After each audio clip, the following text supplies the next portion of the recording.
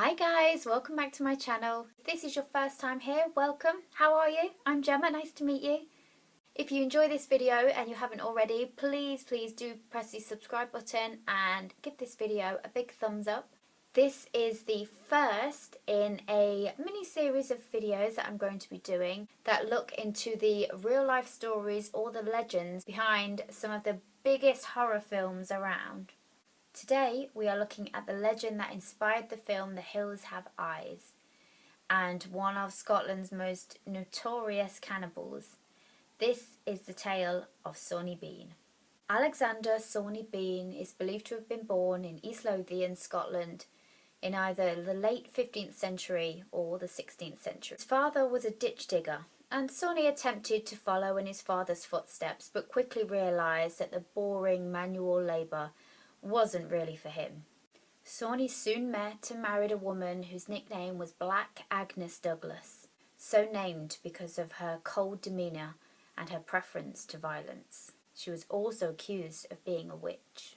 After marrying, Sawney and Agnes moved across Scotland to the county of Ayrshire, and here they set up home in a rather peculiar location. They chose Benning Cave near Ballantrae. The cave was huge inside, with tunnels and passageways off to the side, and is said to have gone as much as a mile deep. A benefit to Sawney and Agnes was that the entrance to the cave flooded twice a day at high noon, meaning that the family could live undetected and in complete privacy for some 25 years. During their time living in the cave, Sawney and Agnes produced 14 children, 8 sons and 6 daughters. They also had 18 grandsons and 14 granddaughters, who were very likely products of incest between the family. Needing to provide for his family and with very little appetite for honest labour, Sawney decided the perfect way to feed his family would be through robbery. The quiet, narrow lanes that surrounded the cave were the ideal spot for ambushing unsuspecting travellers with little chance of being spotted. As the children grew, they also played their part in these vicious crimes. But simply stealing wasn't enough for Sawney. In order to stay undetected, he couldn't leave any witnesses, and so Sawney turned to murder. Taking the bodies of his deceased victims back to his cave, the family would feast on the human flesh. Any leftovers from the bodies would be pickled and stored in barrels. Blech. So in doing this, Sawney was able to feed his family and hide any evidence. 2 birds, 1 stone. It wasn't long, however, until the local villagers grew suspicious of the amount of missing people. Searches of the local area were always fruitless, but nobody ever searched the cave because they believed that no human life could possibly live in there. Innocent locals were accused of harming the missing people, especially the local innkeepers, as they were very often the last people to see the victims alive. Some of the discarded bones would occasionally wash up on nearby beaches, which gave the impression that these missing people had probably been attacked and killed by wild animals. Knowing the story of the Bean family, they weren't far wrong there. As the Bean family grew, so did their appetite, and they needed to kill more and more. By this point, the Bean family was a 45-strong army and carried out their attacks with military precision.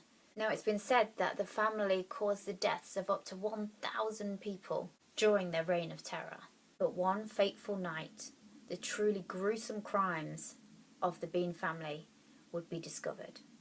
One evening, the Bean family set up an ambush and attacked a young married couple who were returning home after attending a fair in a local village.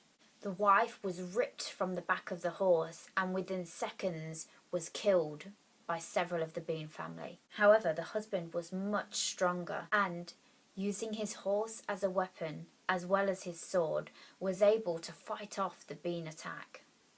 Whilst the fighting was going on, around 20 other people who were also returning from this fair happened upon the fighting. Rushing to the defence of the husband, they began to attack the Bean family. Now, the Bean family had never experienced anything like this before and were not prepared for it, and so they retreated very quickly back to their cave. However, they left behind the mutilated body of the wife and many, many witnesses. The witnesses went with the husband to the local magistrates to report the crime.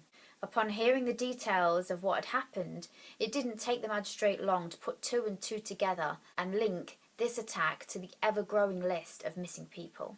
With this information in hand, the magistrate went straight to King James I. The king rode straight to Ayrshire with a 400-strong army, including tracker dogs, and set about one of the largest manhunts of that time. It wasn't long before the tracker dogs picked up the scent of decaying flesh and led the search to Benning Cave. When the army entered the cave, swords drawn, nothing could have prepared them for the revolting scenes that they were about to find. Limbs and torsos hanging from the walls, barrels of pickled flesh, tons and tons of jewellery and gold that had been stolen during the robbery, and, of course, piles upon piles of human bones. Now, it's said that the entire family surrendered and were arrested and taken to Tolbooth Jail in Edinburgh, where they were all sentenced to death. The fate of the men in the family would be to have their genitals chopped off and to have their hands and feet severed. They were then left to bleed to death while the women and children watched. After, Agnes, the other women and the children were tied to stakes and burned alive.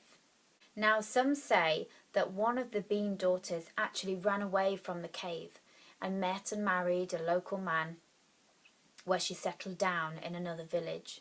Upon the capture of the Bean family, the daughter's identity was revealed. The villagers took the daughter and hung her from a tree known as the Hairy Tree. So this is quite a gruesome tale. Reports of it date back centuries and centuries. However, there is no factual documentation of this family, so whether Sawney Bean actually existed or not is very much up for debate.